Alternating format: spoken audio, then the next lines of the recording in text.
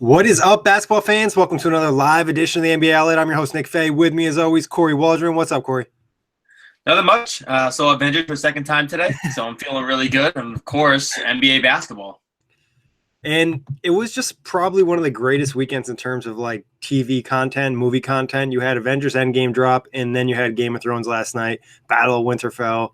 A lot of great stuff happened. And, you had obviously the NBA playoffs and the NFL draft. Yeah, I mean, for me, it was basketball obviously all day. You had Bucks Celtics, which was kind of anticlimactic. Yeah. But I mean, Warriors and Rockets, that's kind of how I envisioned game one to be. It was chippy and everything else. And then it went right into, like you mentioned, Game of Thrones, Battle of Winterfell. So it was a really good Sunday. Yeah, it was. It was. And obviously, we'll talk about the game ones a little later, but what we're going to talk about today, preview Portland versus Denver, Blazers, Nuggets, should be an interesting series. As always, check us out iTunes, Blog Talk Radio, OTGBasketball.com, Google Play, Dash Radio, and YouTube. But Kory, top storylines of this Blazers and Nuggets series. I mean, obviously, the Blazers have a ton of momentum. That's a big storyline coming off the game winner, 37-foot shot from Damian Lillard to end that series. They had to overcome the injury to Nurkic. How do they look without their center, who, funny enough, came from Denver a couple of years ago to Portland? So how do they carry the momentum? Then for Denver, had a really gritty 7 games. How does Jokic do in another round of the NBA players? How does Mike Malone battle a deeper playoff run? Jamal Murray, how does he do with this matchup against another top point guard in Damian Lillard? Obviously, Lillard's an established point guard. Jamal Murray's trying to establish himself. So those are the main ones I'm looking at. It's funny you mentioned Dame and that momentum. Last night it was like Dame the Arya meme afterward. So obviously not to get into too much Game of Thrones, but you're right. Obviously the experience I think is a factor in the series as well. Portland hasn't necessarily had deep runs, but they've been to the playoffs a lot. We know for this Denver team, it's really their first trip to the postseason. Jokic and Dame, that's both star players trying to build up their legacy. And Dame's coming off of an amazing series like we've talked about in the last show, probably one of the top 3 players this postseason. I'm really intrigued by this series. It's not going to get as much attention as probably the other 3, but these teams are still close in talent. Yeah, and I think for Denver, something I was thinking about before this pod is against San Antonio, they really dealt with a team that attacks you in the perimeter and tries to get in the paint, and now they're facing a Portland team which really likes to space you out and expand the range and take a lot of threes. So Denver's also seeing pretty much a completely different style of offense. Yeah, no, seriously. I mean, you could probably say the same thing for Denver going against Portland too. They're going to be going up against different stuff offensively, defensively on both sides of the ball. So it's really interesting to see how they match up. And I think going up against Dame Lillard is going to be interesting. If he carries that confidence, it's just going to be such a factor for them defensively. They'll try Gary Harris, they'll try Jamal Murray, but we know they have some areas you can attack Denver on the offensive side in terms of attacking them. Definitely. So I'm really intrigued. Who do you think benefited the most from their first round matchup? Like obviously Portland was able to take care of OKC and build up their confidence. Denver was able to get the experience in a game 7. See, personally, I think it's Portland, especially because of what happened last year. The fact that they were ousted in 4 games in the first round. There was all the question marks about Lillard and McCollum. Everyone was picking the upset in OKC. And then not only did they prove everybody wrong by winning in 5 games over OKC, there was a lot of trash talking, a lot of back and forth, a lot of like, let my game back up the talking or non-talking in a lot of ways for this Portland team. And then Lillard having such a good series, being so hot, I think that only makes the team more confident around him, saying, like, look at our main guy, like, look at our leader. He's playing like this, hitting 37-foot jump shots with ease. So for me, I think it really benefited Portland. And plus, they got, rest is always tricky in the playoffs. It can either make you lazy because you had too many days off, but like for Portland, I think it's good because Lillard and McCollum have to carry the load so much for this team. Getting those extra days of rest, I think, only benefits those guys, especially when we're getting to the second round. And like you mentioned in the last show, Cantor has a shoulder injury, getting him 100%. He was a huge factor in that OKC series. I think in looking at it from the Denver perspective, just to play devil's advocate, I think the experience they got for an inexperienced team going against a San Antonio squad that's going to be extremely well coached, and they're not necessarily going to give you games. They're going to push you to game 7. I think that game 7 experience took my confidence level in Denver to another level just because they were in that situation. I mean, obviously, that game 7 was a tremendous, gritty performance. Both teams didn't shoot well. You had to dig deep to get that win. And obviously, Denver fought back. Denver had a lot to handle, and a credit to Coach Pop and San Antonio Spurs. But I think you're right in the sense that it is good for Denver because they had to deal with the pressures of a game 7 so early with not a lot of playoff experience on the roster. What would be the top matchups in the series for you? I mean, the one that sticks up is, of course, the point guard matchup. I'm looking at Lillard and Jamal Murray, one being established, one not being established. Murray has been kind of inconsistent so far in the playoffs, as he is throughout the entire his NBA career to this point. He has these games where he's electric, these quarters where he's electric, like we saw in what was it, game 1 or game 2, where he had the fourth quarter for 7 of 8 shooting. So that's a matchup I'm looking at, and then also bench units. Obviously Portland leans heavily on Lillard and McCollum. How does Seth Curry come off the bench? He was really effective from deep. In the first round, they had a nice collective effort from Myers Leonard and Zach Collins. How do they play a factor in this, especially in a series where you have Jokic and Paul Millsap? And Mason Plumlee was really good too, actually, in Game 7 for Denver. How do those guys match up? And then Will Barton, for the bench unit of Denver, they're looking for him desperately. Yeah, no, you brought up a lot of great matchups. Obviously, I think one that really sticks out to me is Jokic versus Kanter. Obviously, Kanter playing a big role and able to kind of slow down Steven Adams or not be such a negative out there that, Portland had to bench him. But going against Jokic, like we mentioned a little bit yesterday, Jokic is going to pull him out to the three-point line. He runs that offense for them. He's going to make him come out and defend, and that's an area that Kanter really struggles. So the guys you mentioned, Myers Leonard, Zach Collins, they could see more minutes because they're more mobile. And you mentioned Will Barton as well. Look for him to try to get hot in the series. And also some of the other role players on Portland's side being Aminu and Mo Harkless. Can they keep playing, at a good level for Portland to kind of take that next step? Rodney Hood, another guy to keep an eye on. You mentioned Seth Curry. If he can stay hot from 3, that just opens up the floor so much for a guy like Dame. Yeah, I mean, a guy like Mo Harkless, he sticks out, shooting 54% in the first round, shooting 7 threes a game. Not normally a guy who shoots in a lot of volume, but he has been in the playoffs, and he's been effective, which is good for Portland. Yeah, it's really interesting. And then another guy I think in terms that we didn't mention in Denver would be Paul Millsap. Going against Aminu or Mo Harkless. He has some size. He's a better player than both those guys. Can he kind of take advantage? We know he brought some grit to that inexperienced Denver squad in round 1. Definitely. Paul Millsap, especially because of his leadership, Mm-hmm. He's going to be a crucial guy in this series. And he's kind of a mismatch for Portland. They don't necessarily have a guy who matches up. Like Aminu normally plays the 4. He's a lot smaller than Millsap. That could be a place where Denver attacks. Now, getting over to X factors, what sticks out for you?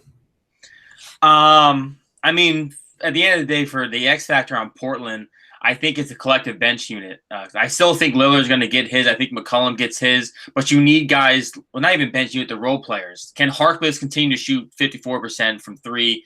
Can Aminu shoot 40% from 3? Seth Curry remaining a deep threat. Those guys need to be crucial for Portland to be able to keep this up because, yes, it starts with Lillard and McCollum, but you have to have other threats offensively around them for them to be at their best. And then Denver, I'm looking at Will Barton as an X factor. He's their 6th man, only shot 33% in the first round. They could desperately use his offense because they've had some so-so guard play to this point. I think one other X factor is how each team defends the opposing team's star. How does Denver slow down Dame? How does Portland slow down Jokic? That's going to be a big matchup. Both those guys do a lot for their team offensively, and that's going to have a major impact. Obviously, you mentioned some of the guards. I think a guy like Jamal Murray that you talked about earlier, his ability to get hot, like he can win you a quarter or finish off a game that maybe you're down and they're having struggles closing out. So someone to always keep an eye on. And can CJ McCollum keep up that level we saw in round 1? Like we didn't see this necessarily from him this season, but he played at a different level, and that could be a huge factor in the series. Defending 2 really good guards is tough. Yeah, and the one thing that plays into Portland's strength with that is Jamal Murray's kind of a liability on defense. They like to put Gary Harris on the tougher guard matchup. Mm-hmm. Well, in this series, depending on who Gary Harris is guarding, either Lillard or McCollum still have Jamal Murray as their primary defender, which could be a point of focus for Portland. Yeah, 100%. So it's just like making sure you kind of attack who's ever out there, especially, there's going to be plenty of mismatches in the series as there always is. Now, getting over to predictions, Kory, what do you got in this series? This is a really tough series.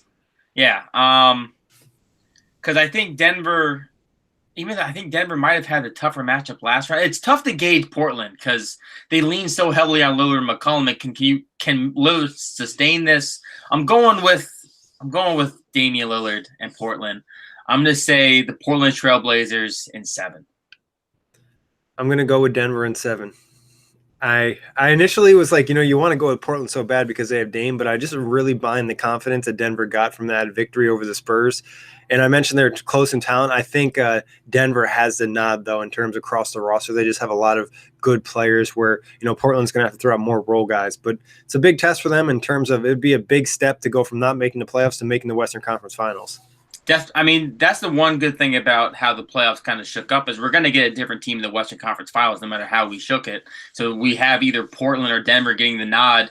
And for both franchises, it's been a very long time since they got to the Western Conference Finals. That's good for the fan base. 100%. Now, if Portland wins the series, who's the MVP? It's Lillard. It's your star. The momentum, and us, who knows? He's got like the fairy tale storyline set up right now. Mm-hmm. The kind of slept on season, the first round dominance. This is a position where Lillard can really solidify himself as maybe even a top 10 player in the league. Yeah, it's true. I mean, if he was able to somehow really challenge Golden State in the next round, if they're the ones that advance, or even if it was Houston, it would have a major factor in terms of his legacy, and I think it'd be a big boost. For me, obviously, if Denver wins, it's going to be Jokic. Which team do you think matches up better with Golden State in terms of if we're assuming Golden State beats the Rockets? I think it's definitely Denver. Even though they've been an issue, I think Cousins not being there helps because Cousins really abused Jokic in a couple matchups they had. But I would go with Denver. They're deeper. There's more offense there. I think Portland struggles offensively against the Warriors. There's too much Lillard and McCollum. But Lillard and McCollum do seem to get up when they play the Warriors, which would be an interesting factor. Yeah, Dame going against Steph would be fun. Both guys can launch from pretty much half court. So, yeah, it's tough to say. I think there's different factors for each team to kind of give them the boost. But I would agree Denver's more talented. But it's how does Golden State expose Jokic? And I think in every matchup they played Denver this year, they kind of killed them. Like there was a couple matchups. It was one of those games where it was kind of over at halftime, and it wasn't the fact that Denver was playing terrible. It was just Golden State was like at that lethal level because I don't think they can defend them. So I'm going to probably go with Portland, I think.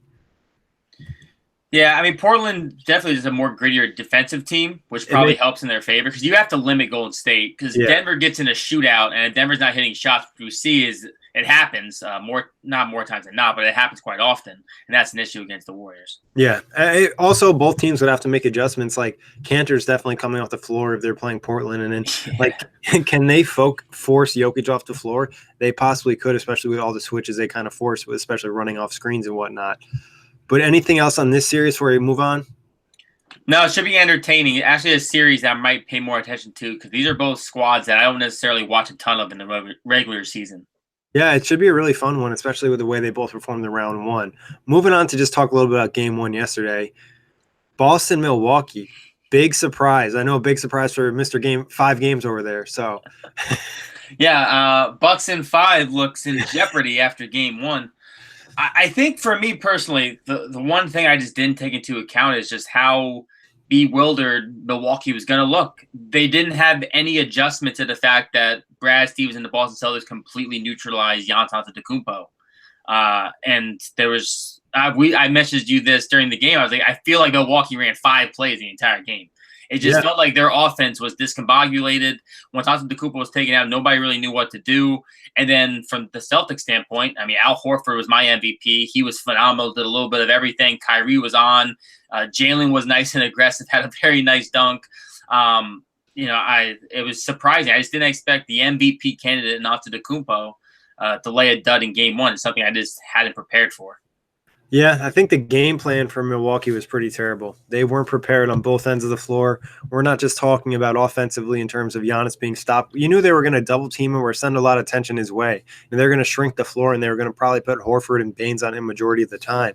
Then looking the other end of the floor, they weren't prepared to defend Al Horford. Like, they're going to run the pick and pop with him. It's just what they do. And it's like they had no idea how to defend him. And there was opportunities for them to switch between like Giannis and Chris Middleton. They didn't do that as well. So Coach Bud, not a great performance from him.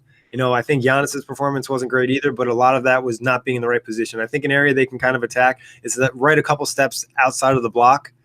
Put Giannis in an ISO situation right there. Worked yesterday. It's going to force him to send help at a different angle, and he should be able to get the pass off and kind of set his teammates up. But also, guys are going to have to step up around him. Eric Bledsoe, another bad game from him. Yeah, Eric Bledsoe was once again a no-show. Maybe it's something about seeing another team wearing green that just gets to him. Yeah. But he wasn't great. But I have to be honest with Brad Stevens. Probably also deserves a huge nod for this game. Called a lot of ridicule this season for obviously Boston being more or less a roller coaster. A lot of people question whether or not he was actually as good of a head coach as we proclaimed him to be last year. And I think in the first round, he showed his defensive capability as a coach. And then in game one, he won this first round against Coach Bud. Yeah, and I think and some of it definitely is Brad Stevens. He deserves credit, but some of it I thought was just some of the Bucks players playing terrible. Connaughton, who was really good last series, we mentioned Bledsoe not being great. Just a lot of guys weren't aggressive enough or knocking down the shots they needed to. And Kyrie completely ate George Hill. He ate everybody. Yeah, he did. He was just really good, especially to start the game. He just put him in a positive vibe, 26 points, 11 assists. I think if he's going to play like that, Al Horford's going to step up. Jaylen Brown had a nice game. Like a lot of guys on Boston just played well. There's a lot of talent on that team, and if multiple guys get going, you're in trouble. I love the starting five, too, that Brad Stevens rolled out for the Celtics. Putting in Marcus Morris and sliding over Al Horford to start the four to start, that was a very interesting move. Yeah, I think you're right. He made some adjustments, and I'm sure they're going to make adjustments for game two. If you're Milwaukee, what's the biggest change you're making going into the next one? I may start Antetokounmpo at the 5. I may go real small right away and just put a ton of floor spacers out there. So let them draw attention to Antetokounmpo and have hopefully a kick out to a shooter. I would just try and give more spacing because as of right now, if Boston wants to double team Antetokounmpo, put more shooters out there to have him pay for it. What would be that starting 5? Bledsoe. I would say Connaughton, but after game one's performance, now I'm like shook. If it was before game one, I think Connaughton would be a no-brainer because he was really good in the first round series. I would still go with Connaughton and then have Middleton, Mirotic, Antetokounmpo. Gotcha. Yeah, you could even make an argument maybe for like someone like George Hill, but you kind of want him to come off the bench. Sterling Brown's a guy to consider, but I think a lot of just the role guys need to step up. Yeah. Regardless of what the adjustment is. And I think defensively, I think they need to be open to more switches, especially during matchups that are not incredibly, different from size-wise. So I think there's just – and a lot of it is just playing more engaged and harder. They were just sloppy and not into it. Boston was like fully locked into the game and prepared. Yeah, one team looked like they had a good night's sleep and woke up hungry for this game. It wasn't the Milwaukee Bucks, surprisingly, especially at home too. Yeah, and especially because they came back in that second quarter and they, tied it, or they might have even took the lead for a second. And the next thing you know, in the third quarter, the game's over. And they got hot in the last, I want to say, like a minute and 20 of the first half. They started hitting threes for the finally, and it felt like this might have. Well, actually, it was probably the best time for Boston for them to get hot. They got a little bit hot, then they had to wait 15 minutes to come back out. Yeah, the Celtics came out in that third quarter aggressive. Now, what do you expect to happen in game two? Will Milwaukee clean up and get the W, or is Boston going to really make this series end in 5? I mean, to keep my take alive, Milwaukee comes out really strong, right? I do think the Milwaukee Bucks bounce back. I don't think Antetokounmpo gets neutralized quite as bad as he did in game one. I think Brad Stevens is still going to do everything he can to take out Antetokounmpo, but you don't see an MVP like that generally have 2 really bad games in a row, especially at home. So I'm expecting Antetokounmpo to really bounce back. Yeah, I think that's a fair take right there. I'm going to go with the Bucks. I'd be immensely surprised if Boston won this game because the series would probably be ending in 4 and 5 if they did. Yeah. Now, which is wild. Yeah, considering how talented Milwaukee is, but I think it's easy to forget how much talent is on Boston because they've underperformed all season long, and they played more so like the team we expected yesterday than they have pretty much all season long. Gordon Hayward, too. Shout out to him. He's really coming along. He looks a lot better, especially coming off the dribble handoffs or the picks or whatever it may be. He really gets things moving for them and kind of causes some disruption for the defense. Now, game 1, Houston, Golden State. Thoughts on this one? This was a really fun, interesting, crazy game. It's everything you want from Houston, Golden State. You can tell these teams don't like each other. It was chippy early. A lot of questionable no calls, if you will, from Houston's perspective. But, I mean, Kevin Durant was really good. Draymond Green has been low-key, maybe the most valuable player on the Warriors at times with his defensive ability, the versatility he gives you, scoring, passing, and rebounding. Curry and Clay didn't look that banged up for 2 guys who apparently had sprained ankles coming in. And then for Houston, I'm still waiting for James Harden to have an efficient game in the playoffs. Yeah, I think As much as people want to talk about this game and the officiating, Houston had a really good opportunity to win this game, and they just weren't knocking down shots. Shooting under 30% from three, 14 of 47 just isn't going to cut it. And a game where Golden State had 20 turnovers, that's a really good chance for you to win the game. So I think, Houston didn't step up. It was James Harden. It was some of the role guys not knocking down shots. Eric Gordon had a solid game. Nene was a surprise as well. And Nene was really powerful, actually, in a lot of aspects because he was able to box out Draymond Green. I thought he moved around pretty well. And like you said, Eric Gordon, you had Eric Gordon as an X factor going into this series. You were pretty sound on the fact that he needed to be effective and attacking. He was just that in game one. But of course, Eric Gordon is on, but James Harden was just off.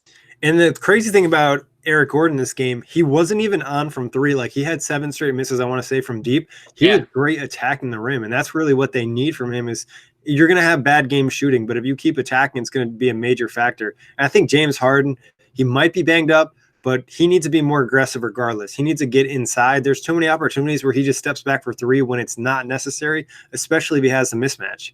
He needs to be more aggressive, but also I thought some of his shot IQ was extremely poor, especially in the second half. Mm-hmm.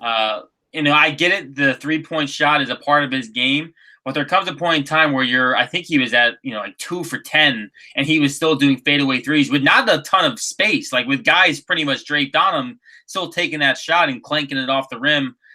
There's got to be a change to the game plan. You can't just keep hosting up these shots because the game, as we know, is decided by 3 points. Maybe if you were looking for somebody else, have a better shot, who knows?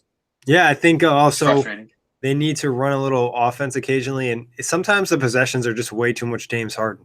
Like, some of it's him, some of it's just their offense so dependent on him. They need to switch it up once in a while just to kind of ease things up and throw the Warriors off. And if I'm them, I'm really upset that I didn't win game one because now coming out with the reports claiming that the Warriors only won it last year because of officiating, you just motivated them to another level.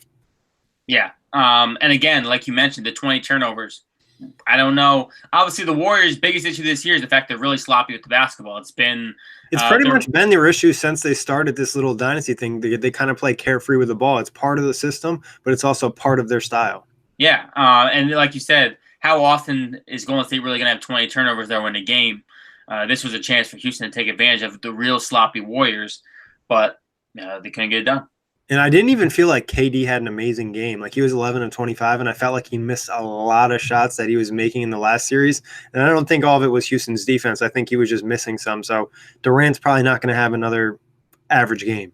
Yeah, he was 10 for 21 at one point, so he finished the game a little bit rough. Yeah. But yeah, I mean, Kevin Durant was very quiet, and it's scary if you're Houston to have him have a quiet night. And I thought Curry was pretty much he had that really good defensive stretch late in the game and that dagger 3, but they pretty much held Curry to just about nothing too. Yeah, Clay didn't have an amazing game either, 5 of 13. You didn't necessarily feel him a ton out there. I feel like the most talk Clay got was if he fouled James Harden or not on those 3-point attempts. What are your thoughts on that and the 3-point attempts in this game? And then we can kind of talk about it as a whole after. I mean, all right, it's tough because I don't think all of them are fouls. Yep. There are several times where the Houston player is clearly trying to make contact, and then they're complaining maybe more so on those shots than the other shots just because they're trying to, like, prove a point. Just like, why are we not getting whistles at all? But a lot of those shots, I mean, whether he pulls his body out a little bit too much or whatnot, he doesn't have room to land. The rule is the shooter has to have room to land. And at least in the first half, it happened to James Harden 2 or 3 times where he did not have space to land, and they weren't getting the call. Chris Paul had I thought what should have been a 4-point play.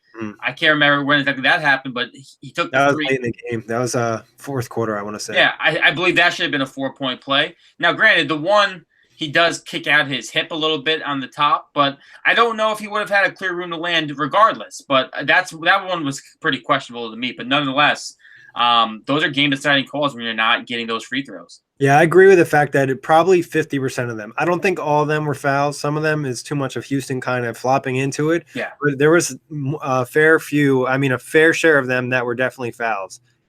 Clay kind of just didn't give James Harden a place to land to start the game, and they just kept not calling it. It's like if they called the first one, we probably don't even have this problem the entire game, or we don't have this discussion, at least not to the same extent. Yeah, and if you're Klay Thompson, I got away with it 2 times, why not Yeah. go for it 3 times? If I got away with it 3 times, why not go for it 4 times? He just took advantage of what the official gave him. Yeah. Do you think this series is going to go in Golden State and they're going to win game 2? I think Golden State wins game 2. And do you, I think Houston's in serious trouble after losing game 1 when it's a game 1 that's this close. All the comments that came out post game. I think the Warriors come out with a lot more motivation in game 2. And I don't think we see a quiet Durant, Curry, and Clay performance. These guys probably pop off this next game. yeah, I think they probably win game 2 as well, just because of the motivation factor. It's kind of scary if you're Houston. You're going to have to win 2 straight against Golden State, which is a very tough task. Yeah. Any final thoughts, Kory, before we get out of here? Nope, that's about it. All right. As always, thank everybody for checking in the outlet. You can find us iTunes, Blog Talk Radio, OTGBasketball.com, Google Play, Dash Radio, and YouTube.